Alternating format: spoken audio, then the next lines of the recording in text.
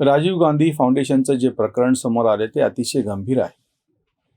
राजीव गांधी यांच्या मृत्यूनंतर, हत्येनंतर हे फाउंडेशन तयार करण्यात आलं होतं आणि तेव्हाच्या नरसिंहराव सरकारने 100 कोटी इतका प्रचंड निधी या फाउंडेशनला दिला होता. याच्या माध्यमातून वेगवेगळे कामं चालतात.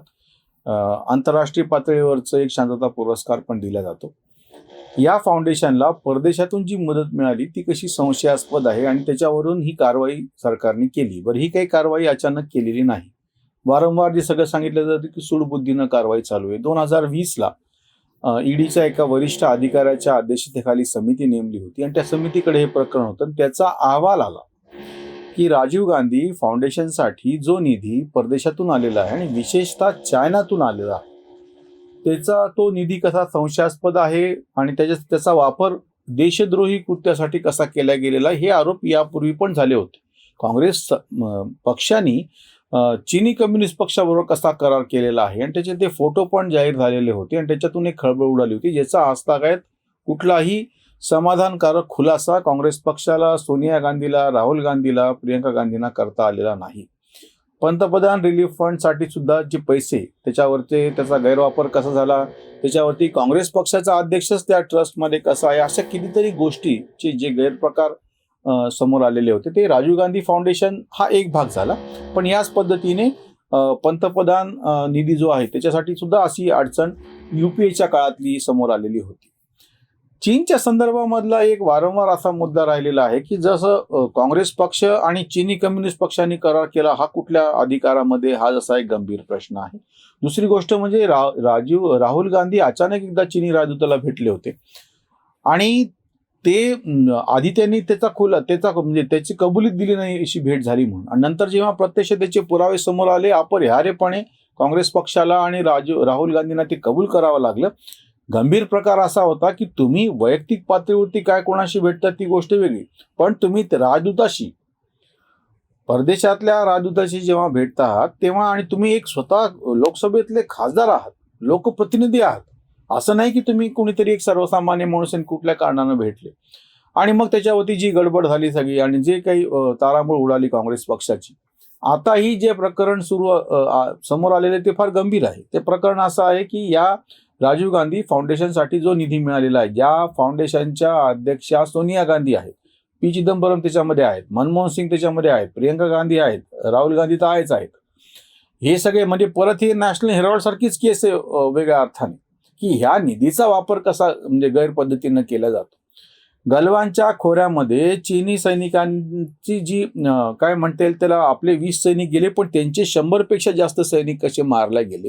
आणि या बाबतीमध्ये सगळ्यात जास्त संशयाचं म्हणजे शंका कोणी घेतल्या तर काँग्रेस पक्षाने, राहुल गांधींनी, आणि कोणावरती घेतल्या तर भारतीय सैनिकांवरती घेतल्या.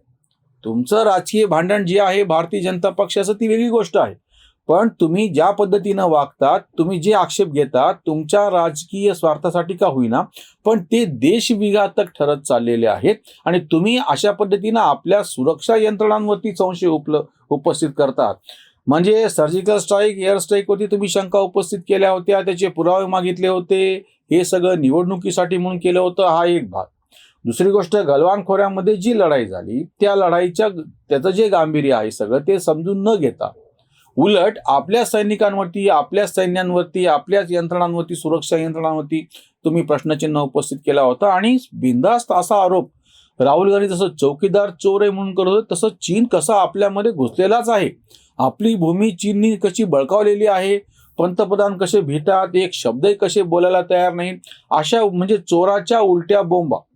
प्रत्यक्षामध्ये हे सगळे लोक आपल्या सैन्याच्या म्हणजे अधिकाऱ्यांनी, संपर्क प्रमुखांनी, सगळ्यांनी किंवा ज्यांनी प्रसिद्धीला दिलेलं जे काही मजकूर आहे त्याच्यावर विश्वास न ठेवता, चीनमधून जो मजकूर समोर आलेला आहे किंवा चीनी वृत्तसंस्थाने, ती जी सरकारी वृत्तसंस्था आहे त्यांनी जे सांगितलेले ते हे प्रमाण मानायला आले. डावे पक्ष आणि काँग्रेस, गांधी घराणं वारंवार चीनची बाजू घेऊन भारताच्या विरोधामध्ये बोलत होतं. ह्याच्यावरती सगळ्यांनी टीका अशी केली होती, तथाकथित यांच्या स्वतःला विरोधी पक्ष म्हणून घेणारे, आम्ही लोकशाहीमध्ये कसे विरोधी पक्षाची भूमिका महत्वाची असते, आम्ही कसे महत्वाचे आहोत असे सांगणारे, ह्या सगळ्यांनी यांची ही कृती देशविघातक आहे, देशद्रोही आहे. तुम्ही आपल्या सुरक्षा यंत्रणांवरतीच संशय उपस्थित करता आहात. याच्या बाबतीत सगळ्यांनी त्यांच्यावरती टीका केलेली होती. तुमचं नेमकं म्हणजे आपले अधिकृतरित्या सैन्याचे अधिकारी जे सांगत आहे त्याच्यावर तुमचा विश्वास नाही. हे कमी बरं, हे आता घडलेलं आहे असं नाही. नेहरूंच्या काळामध्ये जी काही भूमी गेलेली आहे, तो भाग जो गेलेला आहे चीनचा, भारताचा चीनकडे, तो नेहरूंच्या काळात गेलेला आहे.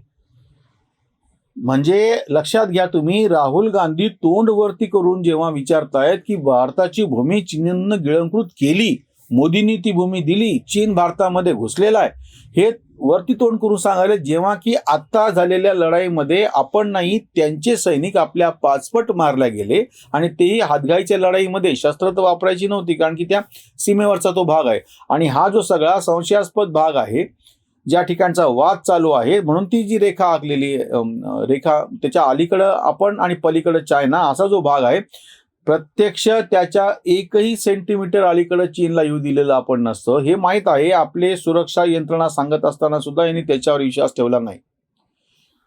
काँग्रेसी संरक्षण मंत्री तेव्हाचे A.K. अँटनी यांनी भर संसदेमध्ये सांगितलं होतं की सीमावर्ती भागामध्ये रस्ते बांधायचे नाहीत, पूल बांधायचे नाहीत, हेलिपॅड उभे करायचे नाहीत, कुठल्याही संरचना उभ्या करायच्या नाहीत, असं आपलं अधिकृत धोरण आहे. आपल्याकडं पैसे नाहीत, या भागामध्ये काहीच करायचं नाही, संरचनात्मक इन्फ्रास्ट्रक्चर उभं करायचं नाही, असं आपलं धोरण असल्याचं याच काँग्रेस पक्षाचे संरक्षण मंत्री असलेल्या A.K. अँटनींनी भर संसदेमध्ये सांगितलेलं आहे. आता तुम्ही मुद्दा लक्षात घ्या. आणि हे आरोप उलटा काय करायला लागलेत की जेव्हा की 2014च्या नंतर मोदी सरकारच्या कालखंडात पहिल्या आणि आता दुसऱ्या सुद्धा मोठ्या प्रमाणामध्ये गलवान आणि त्या सगळ्या परिसरामध्ये चीनशी असलेला लागून असलेला आपला भाग, त्या परिसरामध्ये मोठ्या प्रमाणात संरचना, इन्फ्रास्ट्रक्चर म्हणजे रस्ते असो, पूल असो, हेलिपॅड असो किंवा सुरक्षा व्यवस्थेसाठी लागणाऱ्या आवश्यक अशा इमारती आणि बाकीच्या सगळ्या एस्टॅब्लिशमेंट आस्थापना असो, याची कामं फार मोठ्या प्रमाणात झालेली आहेत. आणि स्वतः काँग्रेसचं धोरण असं होतं तेव्हाचं की ह्या भागामध्ये काहीच करायचं नाही. म्हणजे एका अर्थाने हा भाग सगळा पडीक ठेवायचा आणि जवळपास चीनच्या दान देऊन टाकला. म्हणजे प्रत्यक्ष कृती तुम्ही केलेली आहे हे सगळं चीनच्या घशामध्ये घालण्याची. तुमचे आजोबा, पणजोबा, तुमची आजी, त्याच्यानंतर तुमचे पणजोबा, जवाहरलाल नेहरू या सगळ्यांनी जे काही लेचपेचं धोरण ठेवलं त्याचा परिणाम म्हणजे आपला काही भूभाग तेव्हाच चीननी गिळंकृत केलेला आहे, जो असता काय तर भेटलाच नाही.